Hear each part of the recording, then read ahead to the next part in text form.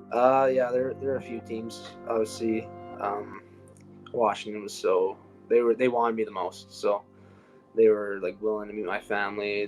They wanted to fly them out, and they were very personable that way with recruiting me. So I think it was always Washington. That was 67 goal scorer and future Washington Capital, Zac Funk. And you are listening to the Up My Hockey Podcast with Jason Podollan. Just watch me now.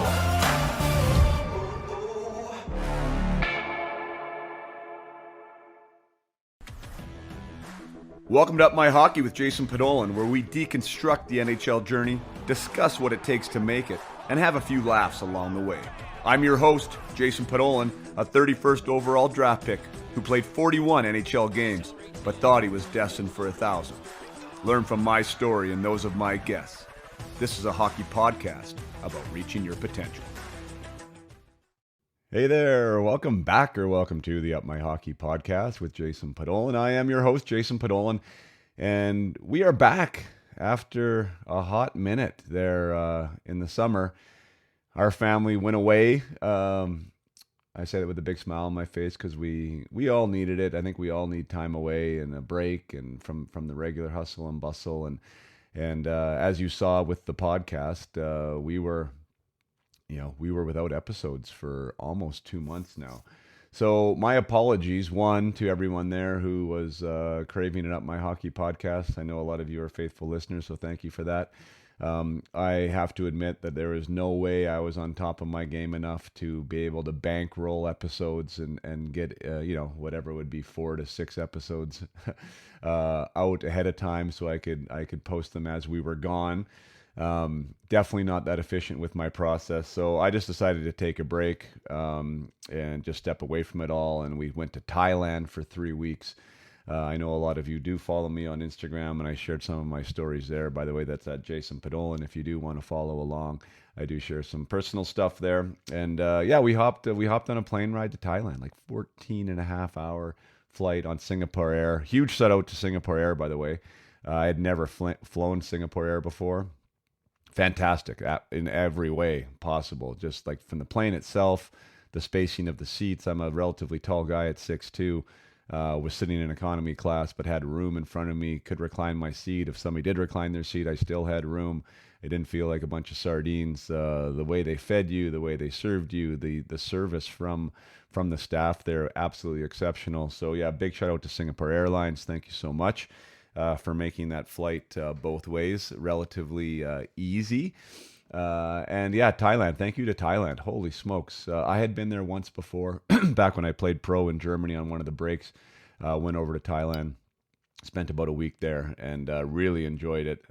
Loved everything about it, and thought that it was a perfect time for my boys who were, Hudson turned 15 while we were there, 13 and 11 years old, to go appreciate another country with a different culture, Buddhist culture, and a different way of life, and different standards of living, and different regulations and rules, and also a culture with, in my opinion, some amazing food, and we were able to take advantage of all of it at a relatively very inexpensive price on the dollar.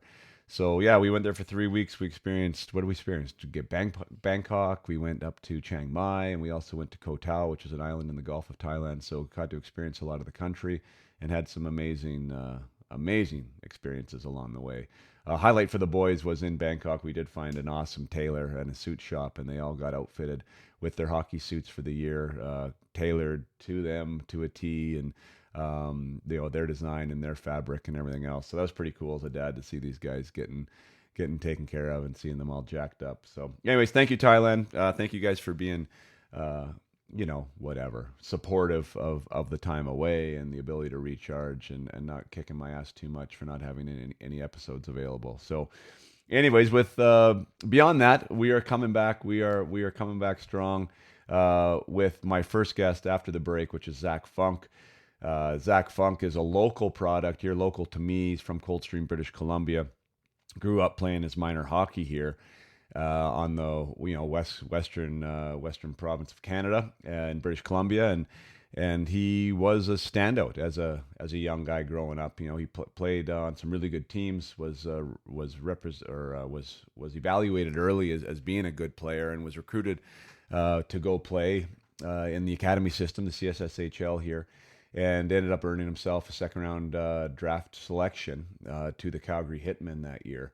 And we talk about that. We also talk about his rise into the WHL, and a little bit of a rocky road to get there, and a little bit of a rocky road in his first few seasons. You know, he started the year in his 16-year-old year, 17-year-old year actually, played 21 games, had 4 goals. His 18-year-old year, which would have been his second year of draft eligibility, had a pretty good season, 22 goals, 63 points, 63 games and 41 points in those 63 games. Wasn't quite enough to get him drafted. And then the next year, which was his 19-year-old year, ended up scoring 26 and experienced a trade. We talk about that. Trades at junior hockey level are tough for players, and we talk about what that meant to him and how he moved forward from it. But I mean, to that point in his WHL career, and with his pro aspirations, you know what I mean, there was a lot of question marks. You know what I mean? He'd scored 26, 40, 54 goals total. No, 26 and 22. Oh my gosh, 48, 52 goals in his first 3 seasons in the WHL. Hadn't been drafted yet. There hadn't been much talk of any type of free agent signing. He'd gone to one development camp, which was a cool experience for him. And yeah, he had this sort of one kick at the can to have a great season and hopefully, you know, get recognized and have things work out. And boy, did that ever happen. His last year, the 23-24 season with the Prince George Cougars, he started off on fire and continued on fire and ended up leading the CHL in goals with 67. So 67 goals in 68 games. A very, very tall task in a very hard league to be a goal game player. He added 56 assists onto that for 123 points, almost average of 2 points a game. Essentially exploded, right? Exploded from a personal standpoint, exploded onto the scene, ended up being an all-star, ended up getting signed by the Washington Capitals. There was more than one team that was involved in that wanted him and signed his pro contract. So it's a great story from the idea that everyone does have a different path, a different way to get to where they want to be, which a lot of these players are they want to be pro hockey players. And for Zac, there was some speed bumps along the way. There was some roadblocks. There was some, you know, introspection to find out what he needed to change, what he needed to improve, what type of standards did he need to change. And so we got involved in all of that. And at the end of the day, you're going to hear from a really good kid, you know, a really good young man. I shouldn't call him a kid. He's 21 years old now. He's going to embark on his first pro season here coming up in the fall, hopefully with the Hershey Bears and in the Washington system. And obviously, I wish nothing but the best to him. But he shares his experiences in a mature aspect. And I think one of the things that I take away from this episode, and I hope that you guys do too, especially the younger players there, is listen to Zac talk about his own personal growth and how each step of the way, when he made a big breakthrough, he understood that his standards needed to change. Whether that was when he didn't make the Calgary Hitmen as a 16-year-old, that he thought things were better than they were, or he was better than they were, or things were going to be easier than they were, he had to up his game. He had to take some humble pie, and he had to get over the ego effect, and he had to work a little bit harder. He had to do that again after he came back from the development camp to understand what these guys were doing, how in shape these guys were, how strong everyone was there. And he had to do that again going into his overage year in the WHL to bring a new level of standard to his training, to his focus, to his preparation, to allow himself to be his best. And the quicker we can do that, right, not be forced into it. I want to really shine a light on that fact. Like sometimes we're forced into it. So we have to adapt, or we crumble, or we die in some scenarios, right? Like our game is done. There's no place for us to play because we didn't adapt quick enough to the level of player, the standards required. Now, that works for some players sometimes. Sometimes they get exposed to something and then they find they have to have a new standard. They go back to the drawing board and they make this new standard and they create themselves. Now, if you can create that though prior to the exposure to the new standard, if you can imagine yourself, and that's one of the things that I do with players, that I work with privately in the mindset stuff is like, think about the player you need to be or the player that you can be. And when we're thinking about the player that you can be, and for Zac, it's like the player that can score 67 goals in the WHL. Like, I don't know if anyone before that season started would say Zac Funk is capable of scoring 67 goals in the WHL. Like, he had to believe that. That was where his potential lied. And when you think about what your potential is and where you can get to, you have to think about the standards that are involved today that you need to create for that player in the future. Again, the standards you need to create today for that player that you want to be in the future.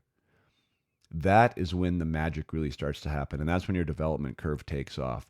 You start reinventing yourself in the moment to become the player that you know you can be. And for Zac, that was something that he did. He changed his summer routine. He changed his summer training. He changed his approach to what he wanted to do, the way he thought about it. His intensity was different. His desperation was different. And because he took a different course of action, he got some different results. And that's the key, that you want to connect what you're doing to the results that you want to get, and not connect the results to your confidence. We sometimes put the cart before the horse. So lots of good lessons here. This is a journey and a path, Zac's path, that he is still on, that he still wants to be an NHL player, and he still wants to have that NHL career, but he's well on his way now after this amazing 20-year-old year that he had.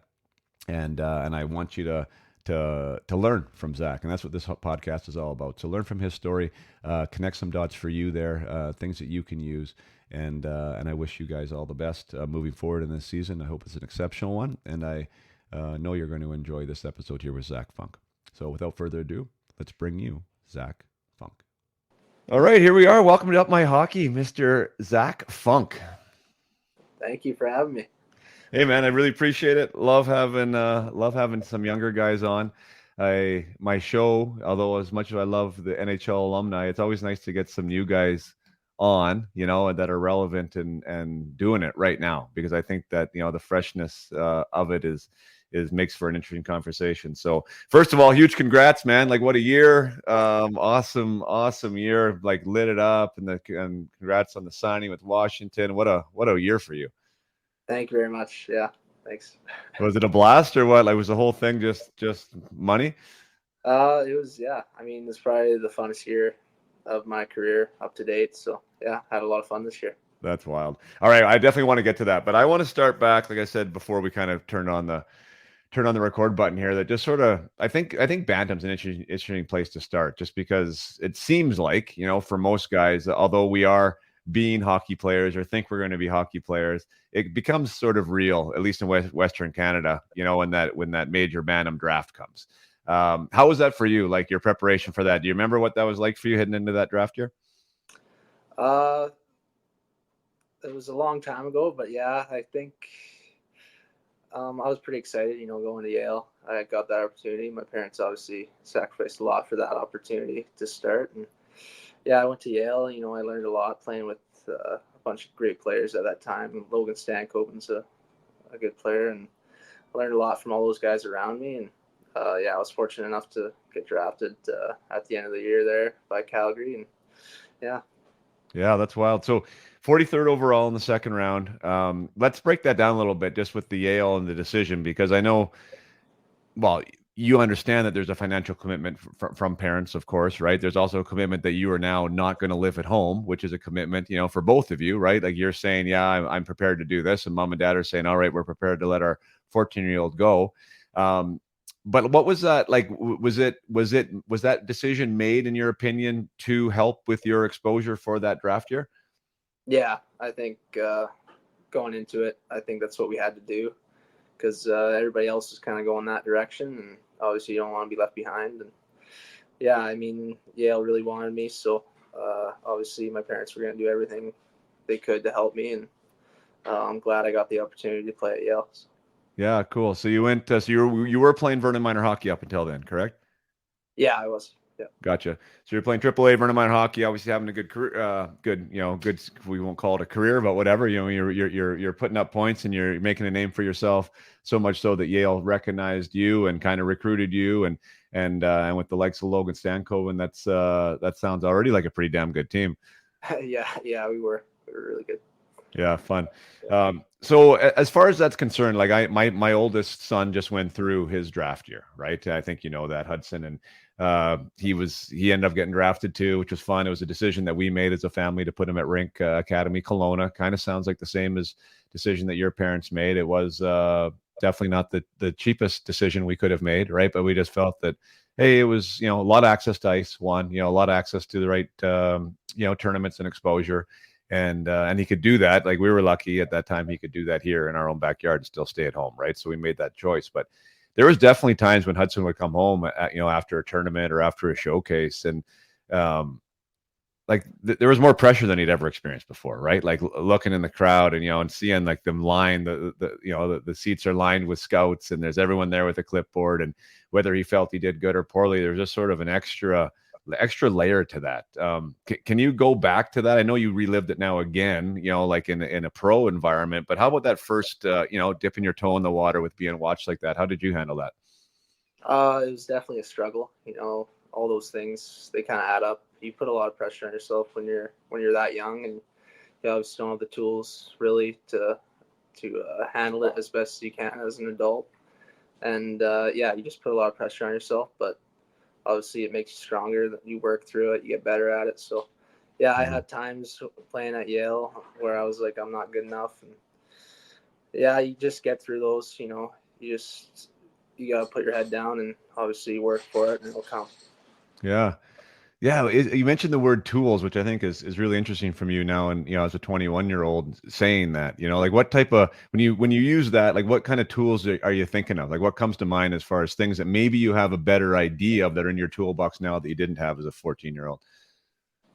Just persevere. I think that's a big one. There's obviously a bunch of tools that you need to work on, but obviously there's going to be ups and downs. You gotta kind of be level all the time. That's a big one. I still struggle with it. As a 21-year-old, I'm still working on it. Obviously, going into pro next year, it's going to be an up and down kind of way, and that's how it always is when you go to something new. So, yeah, I think perseverance is probably a big one, a tool that you got to work on. Yeah, and I like that you mentioned in the ups and downs, because there's different ways to deal with that, really, to be quite frank. With what I do now and helping athletes deal with some of that stuff, it's personality dependent, I think, but because some people are a little more even keel, right?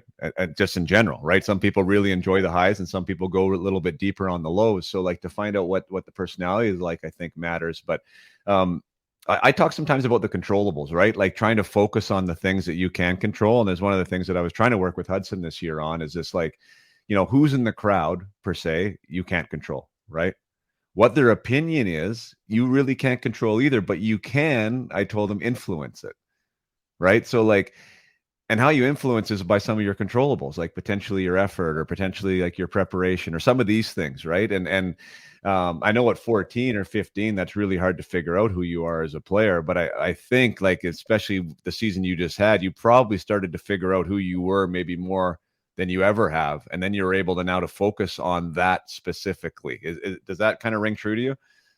Yeah, exactly. Obviously, growing up playing hockey, you learn more about yourself every year. So I think I kind of got some things straight with myself. Obviously, like learning from my past mistakes, and then I kind of all tied together just right at the perfect time for my 20 years. So yeah, you just got to keep learning, basically. Yeah. Good for you. Hey, what a great statement. I love that. Keep learning. I'm still learning, right? And I think that if you have that attitude, like, you will continue to learn. I mean, I could be in a situation like, oh, I got it, I know it, but like, you don't, right? You really don't. And if you believe that you don't, and you believe there's more there, you're definitely going to keep learning some new stuff. So keep that attitude, partner. That'll really serve you well. Yeah, I think it's tough, man, with the 14-year-olds, like doing that WHL Bantam draft. Not only are you trying to figure yourself out, right? And not only are you trying to figure out like what's going on around you, but like, my gosh, there's so much going on from just like, a maturity, puberty, like all that stuff that's happening. Like, you don't even really know who you are yet you're trying to be a hockey player. So I love that word perseverance. It's like, I think the passion of the sport really matters. Hey, like when you're at your low points, like what did you fall back on? Just the fact that I love this damn game and I get to go do it again tomorrow, or what? Yeah, pretty much. I love the highs, so that's always kind of what I'm reaching for. When you're at a low point, I just try and like get that high back. What does that for you? What's the thing that pumps you up? Scoring goals. I love scoring goals. Yeah. That kind of yeah. I love it. Yeah, me too, man. That was like, of course, I mean, I love I love the competition. Like I really did love the competition. That's one of the things that I do miss about not playing now is like just that ability to test yourself like on the daily almost, right? Like that's pretty fun. But like the real fun part is putting that puck in the net. And like, like even the after the goal, like when I really look back to it, like the huddle after a goal is like pretty epic. I mean, that's a pretty cool thing. So I can totally see how that fires you up and how bad it is too when you go 9 or 10 games, let's say, without a goal. Like that's hard too when you're a goal scorer. Mm-hmm. Yeah. Where did you have any of those moments at all this past year? I mean, you threw up huge numbers, almost had a goal a game. Like, do you know what the longest time you went without a goal was? I want to say in season it was probably three games maybe. Did it feel like 3 weeks? Yeah, it was like gripping the stick too tight, and it was just But that's how it goes. Yeah, totally. So going into the draft. So first of all, was Stanky as good as he is now? Then? For his age, yeah. Now He was, he's on a whole different level, but yeah. So with him, because I think he's like, what a cool story. Like I always liked watching him at the junior level. I think he's such a good example, right? Like for any young player. Like, and that's why I said to Huddy, like he's not a big guy, right? Like not tall, like he's stocky, but he's not tall. But his frickin' fight and his motor is just crazy, right? And obviously he's got great skill, but his motor is what really impresses me and his competitiveness of how he plays the game. Like, so was that pretty apparent when he was 14? He played the same way? Yeah, exactly the same. He worked like a dog every day. He was just so driven. He still is, obviously. And yeah, it serves him well. I mean, he's always been like that. That's awesome. And undersized, I would assume then too, or did he grow early? Relatively undersized. Yeah. Yeah. Awesome. And a good teammate? Yeah, really good. Oh yeah. Oh, that's great. So a guy you want to root for. Yeah, exactly. Yeah, that's super cool. So from that draft, you went 43, second round. I've had a few conversations about drafts on this podcast before, and 43 sounds great, but it doesn't sound great if you thought you were going to go 10, let's say, so where did you think you were going to go to where you ended up? I thought I was going in the second round, so I thought I would be going earlier, but obviously people put things in your head and you never know. But I was just really happy to go where I did. I thought it's a good place to go. So I was just pretty pumped. Cool. Yeah, I mean, huge feather in your cap. That's awesome. 43rd and to a great organization there in Calgary. Where did Landon go that year? Or Logan, sorry. He went 5 to Kamloops. Oh, okay. So he was early. Yeah. Anyone else from that team of note that's still playing? A ton of guys. There's like Jake Chason. He signed with Edmonton. Graham Sword. There's a few others. We had a pretty good team, but yeah. That's cool. But even that, I mean, you start to see that now, I think, right? Like where you can look back and, like the players that were good, like, yeah, some of them are still around, but a lot of them are gone. Mm-hmm.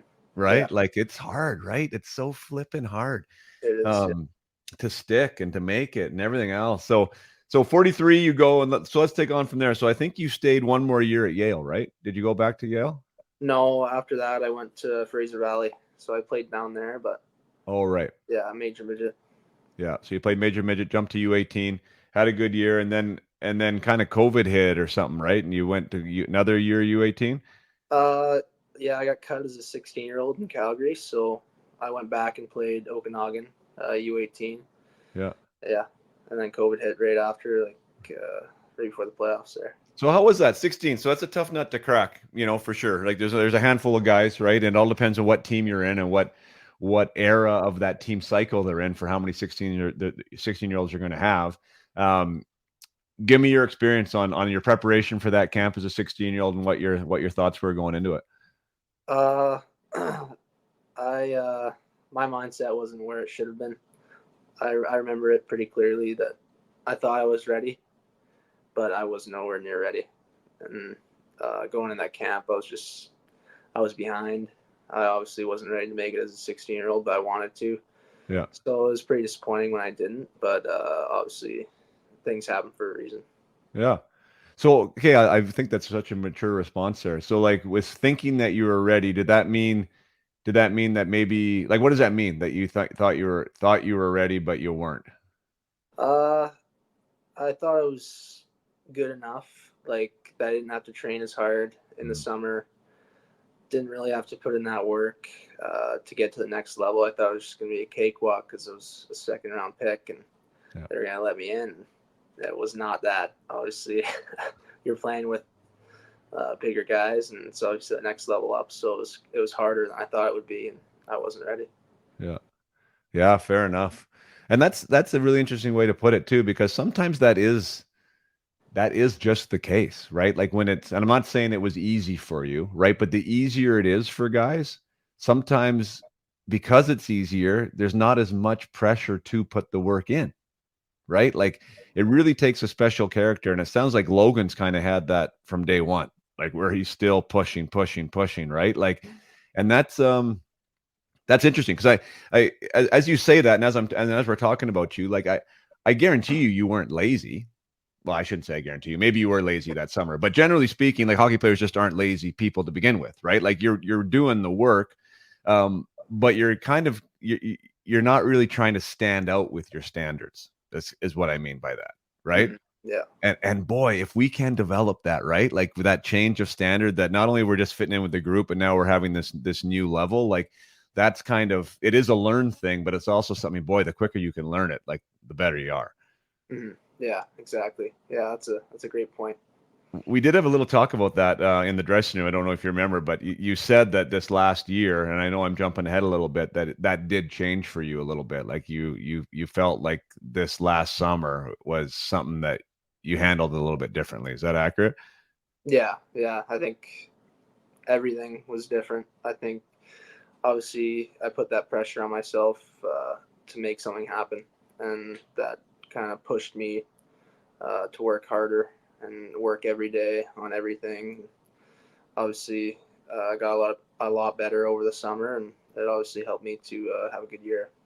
That's fantastic. The one thing, and I'm just going to go back to dinosaur era when I was your age. I I felt well. I knew I was a hard worker, to be honest. Like I worked hard in the gym. I mean, I worked hard at the track. Like I did stuff when no one was looking. Like my mom will attest to the pools of sweat on the floor in the basement when no one was there. Riding the stationary bike.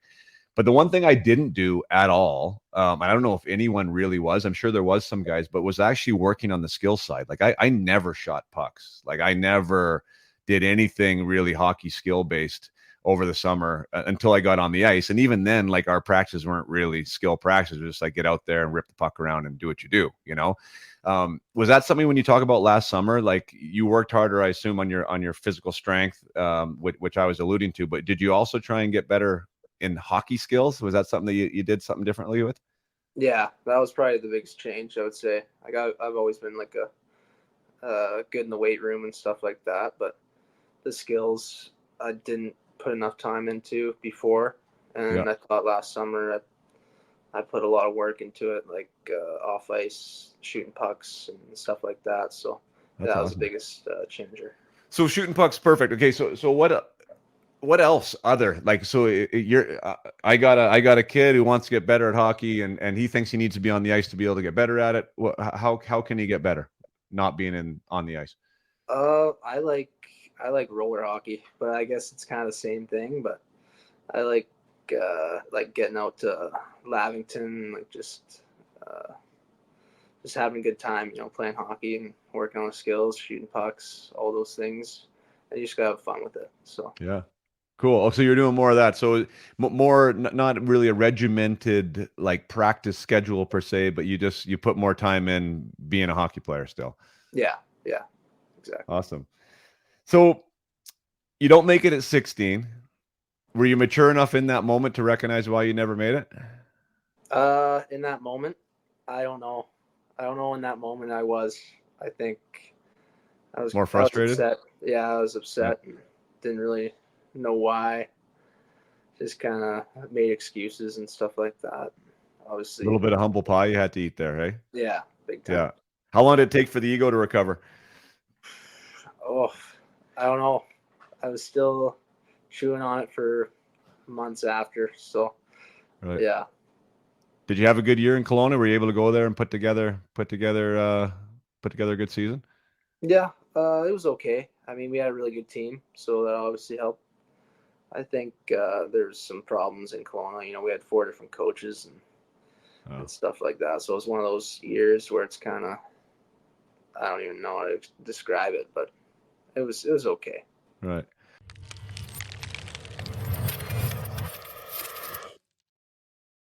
Just take a short break from the podcast here to announce and recognize again the partnership between Up My Hockey and EliteProspects.com. Elite Prospects and I were in discussions prior to the UMH 68, which is my invitational tournament out here in British Columbia that is going to expand into Alberta and hopefully farther east, north of the border here in Canada.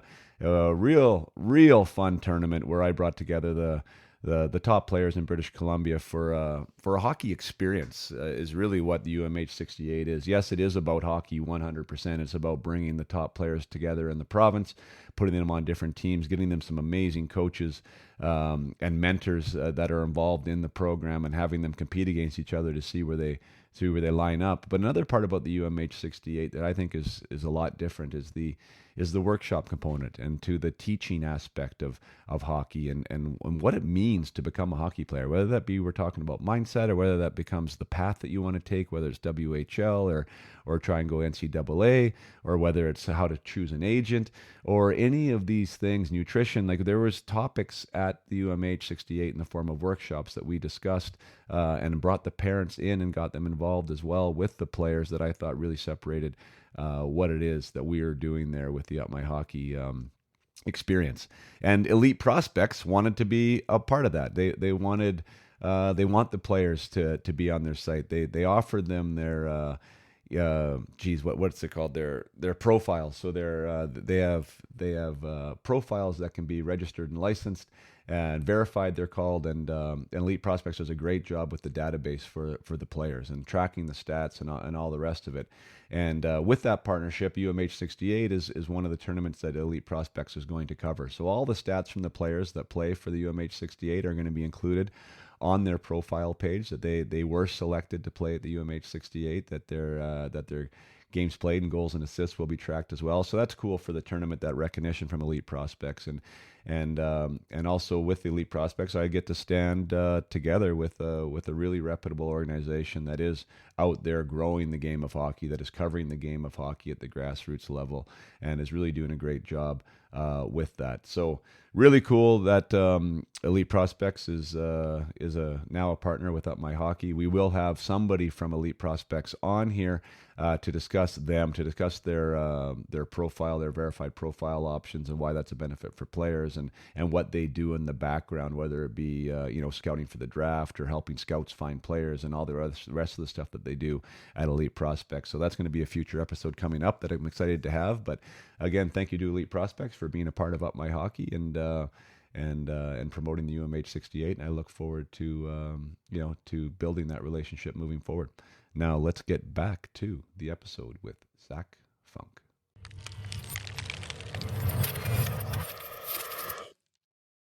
The one thing that I wish teams did better, which I'm going to be my lead in here to the question, but is the aspect of communication. Like, I think some programs do it well, and I think some programs are still a little bit far behind. Now, if I was the GM in Calgary at the time, and I had a second round pick that came in and thought he was going to make it, or maybe even we thought as an organization he was going to make it, and then we didn't take him, I would try to be as black and white, as helpful with that as possible. Like what we saw, what you need to do, where you need to grow, whether it be as a player or even as a young man, like with maybe your dedication or whatever. So you have something to leave with that maybe you can move on, and then continued on with that communication, to check in, see how things are going. what did that look like for you when you got cut? Was there that type of a conversation? Yeah, there was. So a week before I got sent home when I was 16, I kind of had a meeting with all the brass in Calgary, and they kind of sat me down in the coach's room and said I'm not really doing enough, like with everything, like weight room wise, the effort level, just a lot of stuff, and it kind of just like broke me down. And yeah, I remember we've had a couple of those in Calgary when I was coming up, because I wasn't that mature, obviously, at that age. And Right. we had some problems, but yeah, I mean, we've had a couple of those meetings, and they resonate with me still. I think about them. Yeah, those ones are. Well, you need them. I mean, that's the thing, right? Like, you need someone to be honest, I think, right? Like, can you agree with that? Like, honesty is really the best. Yeah. Oh yeah, for sure. Yeah. Because it hurts. Like, it hurts sometimes, right? But the ones I hated the most was when, like, there was really no honesty if I got sent down or if I didn't make a team or whatever happened at the pro level, and you could tell that they were just kind of like there was no substance to it, right? Like, tell me what I did, right? Like, tell me what went wrong or what I need to work on. And sometimes that's hard, but it's like that thing that you're going to chew on and you're going to either do something with, right? Or you're not. And then that's kind of part of being a pro, right? Like, can you grow and can you move forward? So yeah, I always say when I tell guys, well, go for the meeting, right? But ask the question, but you not like the answer, Yeah. Yeah. but you got to be Yeah. ready for it, right? You Yeah. know? Yeah. So how'd your first draft year go then? So you end up making it the following year, which is now your year of eligibility, right? First year of eligibility, Yeah. and that was COVID. Yeah.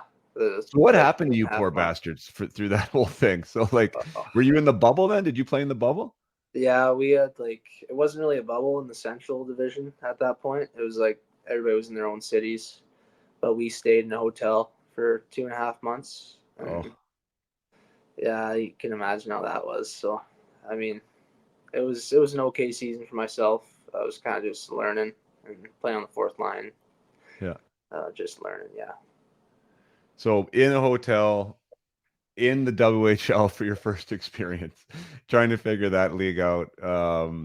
And oh my God, you had to figure out so much more than just that. That's crazy. So you obviously knew it was your draft year. At any point, did you think you were going to get drafted or could get drafted, or how did you handle that? There was really no point when I thought that. I just didn't have an unbelievable year. Yeah. Obviously, it was such a short time. I feel like we played a longer season. Like I could develop more, but obviously there wasn't. So Yeah. yeah, Yeah, it was almost like a lost year, hey? Like, development wise. yeah, pretty much. Yeah, A lot of guys like either left or never came back, or it was such an interesting year because the guys that did, if you were able to have access to ice, like whatever in whatever capacity, and then the guys who kept their passion for it, like you could totally see like that separation coming out of COVID. The guys that the guys that kind of lost their hope or whatever, or lost their drive, and the guys that stayed on it, it was a big separator. And yeah, what a tragic thing to go through. My goodness. What about so then the next year? Is that the year you got 22, right? At 18, so your second yeah, year of eligibility? Okay, so yeah, you started getting minutes then, obviously just looking by the stats, and you became a little bit more of a whatever, a player in the league. yeah. I mean, that year, I thought I had a really good year. Obviously the bubble wasn't great, so I wanted to do something better. And yeah, I mean, I started scoring goals near the end of the year. I was fighting and doing a lot of stuff, a lot of intangibles that year. I started to get myself going in that league, and yeah, I thought there was a chance I would get drafted in that year, but obviously I didn't. I went to Flores camp, but that's about it. Cool. How was that experience? It was an eye opener for sure. I was I was working at a concrete factory, and I wasn't like really. I had an okay season. I didn't think I was going anywhere, and then I was working at a concrete factory for like 2 months, slaving away, and then I get that call, and I go down there, and like everybody's been on the ice already, and like it was pretty. Yeah, it was an eye opener for sure. You went in there. like bone dry, no ice at all? Pretty much, yeah. Yeah, it was not good. And yeah, but he learned from it. Yeah. So, oh wow. I mean, yeah, just because like the timing and the pace and everything else, right? You might have been in okay shape, but it's just everything else would have been a little bit behind. Yeah, yeah. So was that main camp you were at, or is that the the I rookie was at camp? development. Yeah, Yeah. development, yeah. Well, that's cool. You were able to get your feet wet there. So you're hoping maybe your name got called. It didn't get called. Sounds like it wasn't like it was more a hope instead of an expectation, right? So it Yeah, wasn't like you were too depressed by the whole thing. no. Um, and then you get into your 19-year-old year. So now, like, what do you remember what your thoughts were that year? So that you kind of been passed over twice. You're into your 19-year-old year. Where are you thinking your game's at? Where are you thinking your future's at? Like, what were you? How are you feeling about it all? At that point, you kind of a lot goes through your mind because you're kind of running out of time in the Western League, and I don't really remember it too much that year. I mean, I was okay in that first half with Calgary, uh, and then obviously I got traded, and then it was just okay. I think that year I could have been better, but Yeah. yeah, Yeah, well, you had. I saw your stats are almost the same in both teams, like almost carbon copies. I mean, not that that always tells the whole story, but I mean, you did improve on your previous year. You had 26 overall, almost a 30-goal season, which is obviously no slouch in that league. Um, and the trade though from Calgary to PG, like that's a big change of postal code there for a Canadian boy. Were you expecting that in any way, shape, or form, or how did that all happen? I had no idea. I honestly didn't know, and it was trade deadline day. I was skating with the guys, and then it was past 3 o'clock. I thought I was good, like it was over, and then I got pulled off the ice and go straight to the coach's room in my gear, and they tell me they traded me to PG, and I was I was pretty shocked, but I felt like I handled it well. I thanked everybody. They did a lot for me, and just kind of went about it, and then I obviously was pretty choked up when I got back to my billet house and just kind of let it sink in. Yeah. So you mentioned that you thought you were good. So you actually did realize it was deadline day and that maybe you could get traded. Like you thought there was some type of a potential there. Yeah, kind of. You obviously you think about it, but you don't think it's gonna happen to you. But obviously, there's a possibility there. Yeah, I didn't know it was gonna be me, but Right. Wow, that's crazy. The first time I got traded in the show was I didn't even know it was deadline day. Like that's how naive we were. Like I was in the minors, no idea it was deadline day, and got the phone call. And anyways, off to Toronto like 3 hours later. It was the craziest thing ever. So yeah, so PG though, like so I guess you don't really have a choice, but like did you know much about PG? Like you knew it was probably far away and had terrible travel, but did you know anything else besides that? uh, I knew a couple guys on the team, but besides that, I've been up there a few times, visiting family and stuff. But yeah, I didn't really know what to expect going from Calgary to a place like PG. It's just different. But Yeah. Well, it seemed to have worked out pretty good, you know. So you finished the year there, and then we started talked about it earlier there. So had this kind of now you know. So now you're done your 19-year-old year. You know, you were like you said, you were okay, but okay, right? You wanted to be better, and now you know you got one kick at the can. Did you yeah, know for sure that PG was bringing you back as an OA? Like that, I'm just going to break that because a lot of people don't understand that about the Western League that they're only allowed three, right? So on a lot of these teams, for the people listening, like they'll have a lot of 19-year-olds on a WHL team usually, because especially a good one, right? Because they're your oldest player, you're the biggest, you're the most experienced. There's a lot of these players there, and then as a 20-year-old, yeah, some do go on to play pro, but there's usually too many left over to actually fill the spot, you know. So to play in the WHL as a 20-year-old, you got to be really damn good. You know, and I'm yeah. not saying obviously you weren't, but was there any type of competition for one of those spots at all, or were you pretty sure you were coming back? I was pretty sure they told me at the end of my 19-year-old year that they're gonna bring me back, so they brought me back and Hudson Thornton back. We only had two for up until pretty much the deadline. So yeah, they told me beforehand, which was nice of them. Yeah. Yeah, So you know that you're being so as a 20-year-old too. The other thing is you're obviously got to be some type of a leader. They want people who are leaders that have had experience. You're gonna be one of the guys people are looking up to. And now on a personal level that you gotta. It's kind of like let's get our shit together or not, right? Yeah. So you had, I assume, pro aspirations still going into that season. Yeah. Was that what you wanted? So you wanted Yeah. to be a pro. You weren't thinking college hockey or any of that stuff. You're like, okay, let's figure this out. Yeah. I wanted that contract. That's the goal at that point. That was the goal. I just wanted that. That was my biggest dream to that point. Like get that, and then everything will sort itself out. Sweet. So you took care of your off season yourself. I mean, it sounds like you were motivated. You got it done. Was there a plan with your coach at all, like going into PG, about what that might look like, not only just for you but for the team, like what he wanted from you and how your guys were going to make that happen? Uh, I think we lost some older guys, and there's obviously spots to fill on the power play and stuff like that. So he wanted me to fill that, and I think the coaches in PG knew I had potential to be that, and I wanted to be like I roomed with a guy named Chase Wheatcroft. He had a big year in PG, my 19-year-old year, so I just learned a lot from him as well. Asked him questions about how he did it. Mm-hmm. Yeah, I just kind of set myself up, and they obviously wanted me to be like the next Chase Wheatcroft. So Right. Well, that's cool. So you were in a position that you were given an opportunity, and then you just had to step in and take advantage of it, yeah, essentially. yeah, Was it Mark Lamb that was your coach last year? yeah.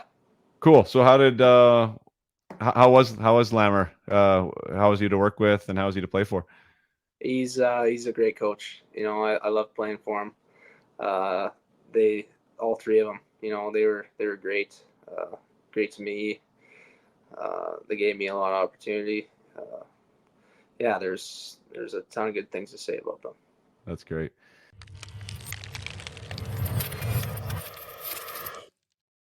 Just want to take a short break to remind you that Up My Hockey is a mindset program, and this is the perfect time of year for anyone out there wanting to take their game to new levels this season, to explore what mindset training can do for you. I offer the guided mission, which is the version of the Peak Potential Mindset program that includes coaching calls with me. I offer them throughout August. It's a 4-week program that will end in line essentially with the start of your season. You will have brand new insights, brand new tools, brand new strategies and perspectives and self-awareness that will drive your game to places you didn't know you were capable of. And that's speaking quite honestly and quite frankly. What you don't know, you don't know. The mental piece of the game is hugely valuable. It's valuable in your enthusiasm, in your attitude, in your enjoyment and fun with the game. It is also amazing with your resiliency through the game, being able to handle mistakes, criticism, feedback, being able to show up with the right attitude, with the right level of gratitude, in the right emotional state for you to play your best consistently. These are all big things that take your current skill level to new places. Can you play with courage? Do you want the puck? Do you have the poise and composure to handle it and to make the hard play? These are things that people call confidence a lot of the times. Players call confidence, whether you play with confidence or not. There's so many things wound into confidence, and in my program I cover a lot of them that help you think about confidence in different ways so you can show up in new situations and feel in control, empowered to make new decisions so you can get better results. So I highly suggest that you get onto my website, upmyhockey.com. There is a mindset quiz there. Any parent, any player, almost of any age, go and take it. Take the mindset quiz. It'll give you a new self-awareness of where you're at and some perspectives potentially on how mindset training can help. You will also be given a letter grade for where your current mindset is. That letter grade will tell you something. Is it a B? Is it a C? Is it a D? Is there room for you to grow? And if there is room for you to grow, what does that mean to your game? And if it's in a scenario where you would like to learn more, there's an option at the end there where you can get involved with me. You can ask for a text for some feedback on your scores. or even have a 15-minute call to discuss what it might look like to work together. So it's an easy introduction into mindset development, where you're at and how it can help. So get on upmyhockey.com. I do have, like I said, throughout the month and throughout the year, I will continue having them on. But for those who are listening to this dropping live, I do have one August 11th that is going to be starting. So that'll be in like 5-6 days. That is not full yet. And usually these ones will be full. So if you want to get involved, get on the short list, take the mindset quiz, see if this is something that will help you. I can almost assure you that it will. And what a better way to start the year with new confidence, with new perspectives, and with new insights on yourself to how to play your best hockey. So I will leave you with that. Let's get back to the conversation with 67 goal man, Mr. Zac Funk.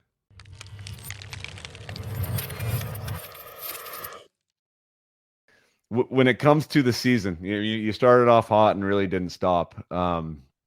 At what point was this thing of like signing an NHL deal starting to come to a reality for you? Like when did the phone first start ringing, or when did your agent say, "Hey, we got some interest"? I'd probably say around January, early January. I think I didn't really know for sure, but that's when my agent was getting calls and stuff like that. So yeah, I would probably say that's when I kind of thought it could be a possibility. And yeah. Isn't that interesting though? Because that's a long ways into the season. Yeah. Right? Yeah. Like you were on fire, right? I mean, I don't know what your expectations were or not, but I mean, those teams, I guess, wait a while. They want to make sure it's not just, whatever, fluke. Yeah, exactly. Yeah. So January, and then was there more than just Washington at the table, or how did that look for you at the end of the day?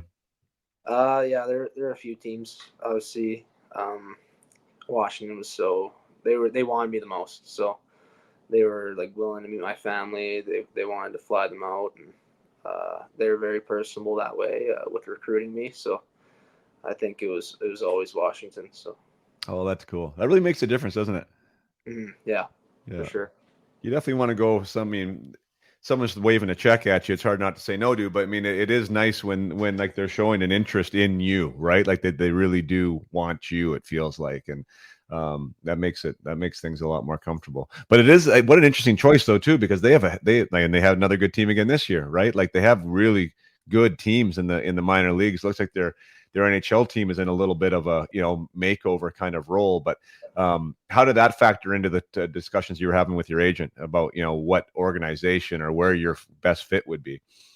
Yeah, they talked about it. They look at the prospect pools and all that, and they obviously tell me what they think. They thought Washington was going to be a good place to start. Yeah, and Washington had a plan. They came to me with a plan of what they see me doing in the next couple of years. And they showed it to my family. We all had dinner, and I liked what I heard. So yeah, that's kind of what That's led up to. awesome. Good for them. I like that. That sounds great. That they have a personal plan for you and an idea of what they want from you and how they're going to use you. I think that's really cool to hear from them. So you signed during the season, right? Yeah, of course you did. And now I'm thinking of it. So what was that moment like? Just getting pen to paper and being a Washington prospect. Yeah, it was awesome. It's a dream. That's what you want, and when you finally get it, you're obviously super pumped to go back and play. So we played that day against Spokane, and yeah, it was a great day. That's awesome. I'll have to. I don't think I've ever told this story on the pod, but I'll tell you a funny story. You don't have to tell me yours unless you want to. But so when I signed, we could go to the bar. So I was 19 when I signed. So I signed, and Night Magic here in Vernon, which I don't even know what it's called anymore. But there's like 3 bars for those listening in Vernon, and one of them was like where the teenagers would go. So it was like a Wednesday, and so I decided I was going to go down there and just be the big wheel at the Vernon bar, and it happened to be like it was cheap beer night, so it was like 25 cents or 50 cents a beer or something. It was hilarious. So I spent like $500 somehow on like 50-cent beer. Like they were like the little chocolate. They were lined up down the bar. Like I was. Oh my god! Like I totally remember that night. It was so funny buying everybody in Vernon 50-cent beers. Wow, that's great.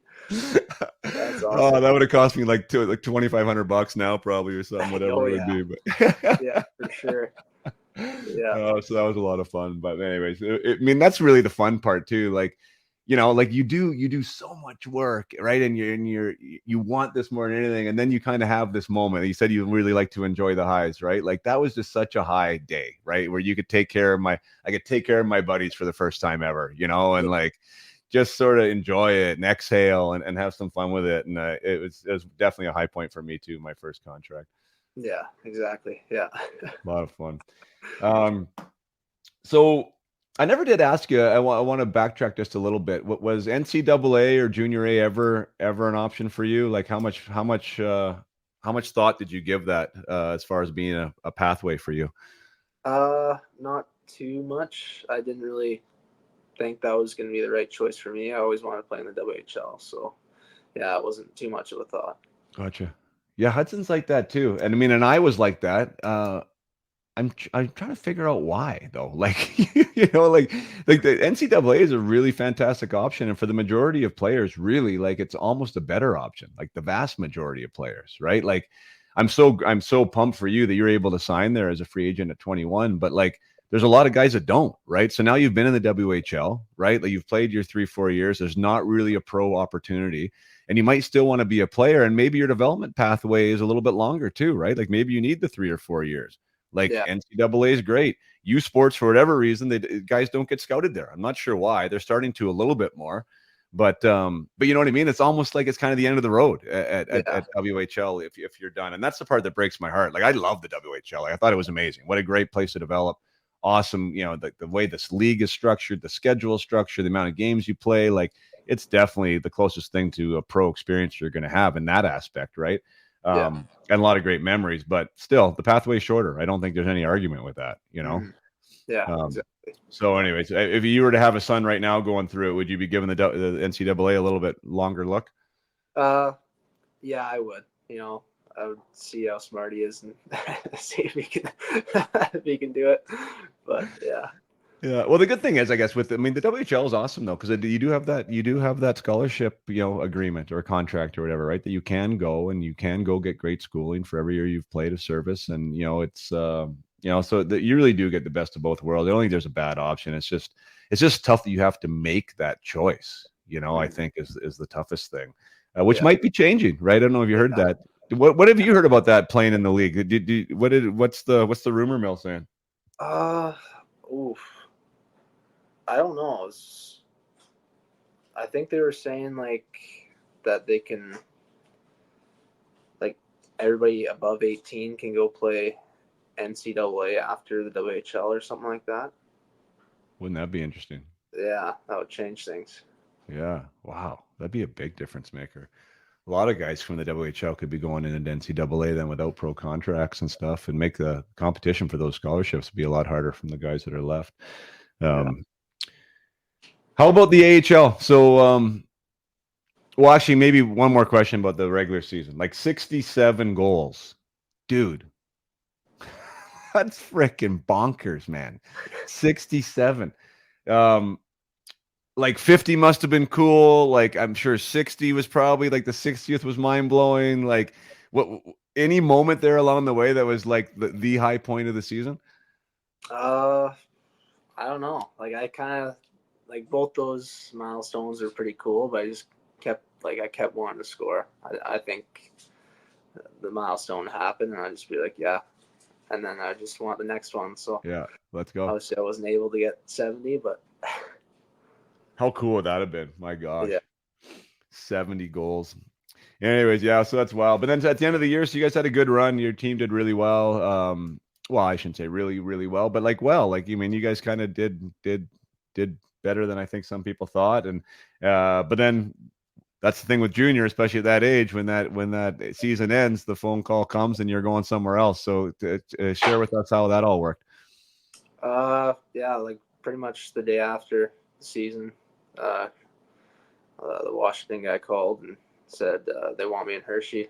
So I had to kind of pack my bags and get out of PG and go back home and then fly out pretty back to back. So yeah, Did you I know went. that was the plan, or was that new? Uh, I thought it could happen because I've seen it happen before, but Yeah, yeah, I didn't really know.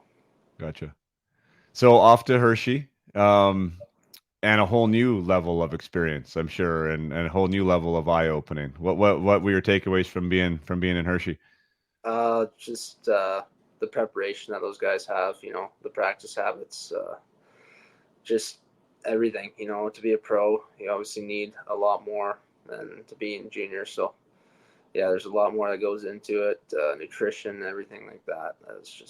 It's pretty eye opening to see how these guys maintain their bodies and Yeah. how they work. So what was your experience there on the daily? Like you did what? You were living in the hotel, I assume. Yeah, or you built with? Yeah. Yeah, okay. So you're in the hotel, and then you do what? Walk me through a day in the life of Zac Funk and Hershey. Uh, just wake up, go to the rink. We would have like a scratch skate kind of thing, and that would be our skate. And How many guys? they had some guys from the coast come up, so it was probably around, I want to say 10 Okay. maybe So the less. regulars that were out would skate with you too? I did never skated with the actual team when I was up there, but because they were in playoff mode. Right. But would the Most, scratches come skate with you when you said scratch skate? Like with the guys yeah, that were healthy scratches come out? So yeah, you did skate with some of those guys that were on the squad, but just not the yeah, playing team at the time. yeah. So we would Gotcha. just skate and work out, and then that would kind of be our day. We had the afternoons to do kind of whatever. So you had East Coast guys out there with you, and was there other prospects like yourself then that they brought in? Yeah, they brought in Suzilev, who played for Saskatoon, Yeah. Crystal, who played for Kelowna, and yeah. So I think that's it. Oh, really? I didn't realize both those guys were Capital. Yeah, yeah. They're pretty good play. Those are guys who are good players. Oh yeah, for sure. Yeah, that's fun. Well, there the competition starts again, right? Yeah, So crazy. So as far as the takeaway, I mean, that's the thing. I'm glad you mentioned that. Like being a good hockey player is obviously super important, right? Like we have to have a skill set. We have to be able to do something. We have to have something that makes us special to the team that we're playing for. But there's a lot of guys that are probably have that same skill, right? Skill yeah, set, same gift. Now, like, how do we separate ourselves again at that level, right? Like, you have to do it at the WHL level, at which you did well enough to get your free agent. Now you're in with another pool of even better players that are still trying to get to this next level. And it's like, yeah, either you're really immensely gifted or you're really good and you got to find a way to get better and play as consistent as possible. So, when it comes to that, like how are the workouts working for you now? Like, so now you're a pro. Now that somebody's paying you to play money. Like, has that changed your approach to the summer again? yeah.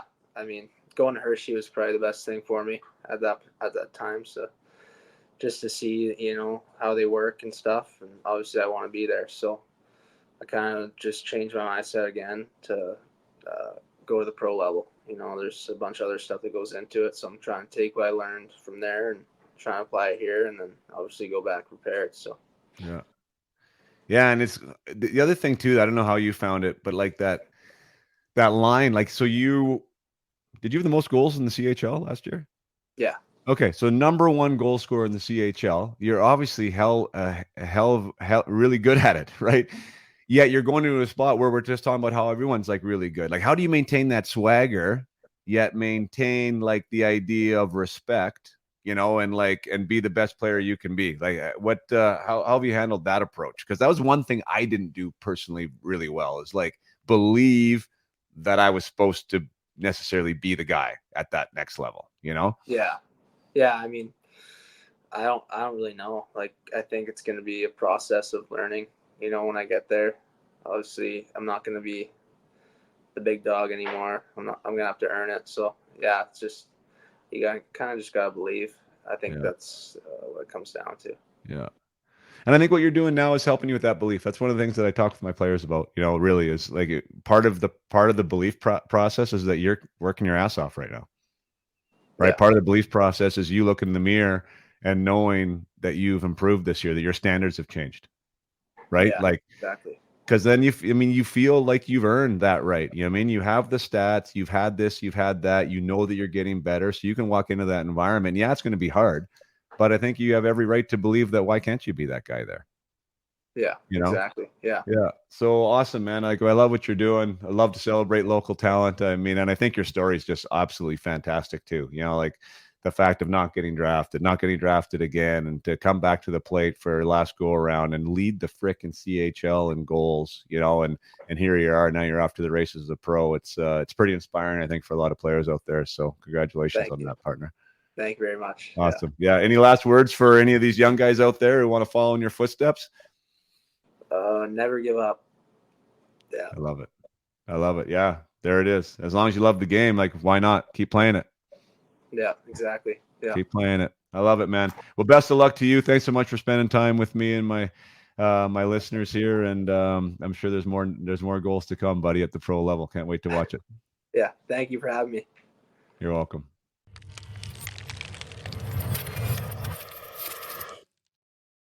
Hey there. Thank you so much for being with us today.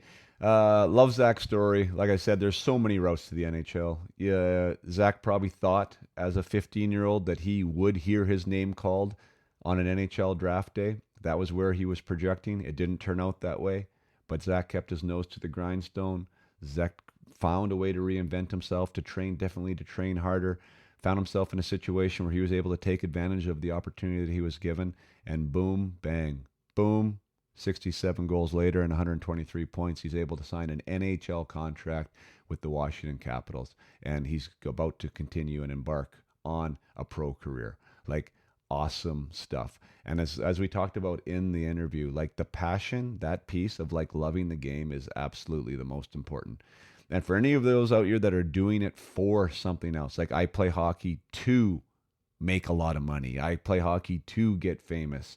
I play hockey for X, Y, and Z reasons, other than the fact that you frickin' love it, you're going to be hard pressed, because there's going to be a lot of times where the game is going to kick you in the butt and you just want to get back on the horse. You need to just want to play. And as long as you want to play, give it your all and stick with it, because you never, ever know what's going to happen. That is one of the things that I do. Some people think that passion is like a habit or you don't, your level of passion. There are totally ways to create more passion for your game. When I'm dealing with players in the mindset development aspect, there is actual lessons and assignments that we do around passion to create more of it, to identify areas that we love with the game that maybe we've overlooked. Gratitude training is a great place for you guys to do that as well. Being grateful for the opportunity and what the game provides you can give you more passion while you're there, and can help you through some of the darker moments that Zach, talked about and experienced there. He was able to continue to persevere, which is one of the things that he was proudest of, right? His resilience to keep going. And he's going to have more of those. And he knows that. It's going to be hard. Being a pro player is hard. It's a lot harder than potentially even getting the contract. Like, to become an established pro hockey player, someone that is recognized as being worth value, to pay money to play the game, that's a difficult thing to do. And Zach is now well more equipped because of his junior experience here, to handle that adversity and to continue to grow the resolve that he's going to need to be able to do that. And for all you out there who do want to be something, to be a hockey player, as I call it, not just somebody that plays hockey, start thinking about that before the storm hits. When we start thinking about it during the storm, and now we're trying to work on our resolve and our resiliency, on our ability to see the opportunity in front of us instead of the problem, sometimes that is too late. Sometimes that is when a lot of players do step away from the game and think, maybe this isn't for me. That just breaks my heart when that happens, because that's the easy time to make that type of decision. You never want to quit when things are bad. You want to quit when things are good and your head is level. Right? So as far as being down, as far as having a struggle, as far as having a challenge, they will come if you're not in one right now. Mindset development is a great way to prepare for the storm. Anyone who wants to be a hockey player is going to have some type of storm, some type of adversity, and how well you're prepared for that adversity will, one, minimize the depth of that, right? It will minimize the impact, and it will also allow you to get out of it quicker. So great job by Zach. Thanks for sharing everything with us today. And there's a little mindset lesson for you guys to think about as far as your career and where you're at with it, and how ready you are to handle something that's going to be thrown your way that is unexpected and maybe not something that you would have wished upon yourself. How are you going to get through that? How are you prepared to handle that? Wishing everyone the best. Till next time, play hard and keep your head up.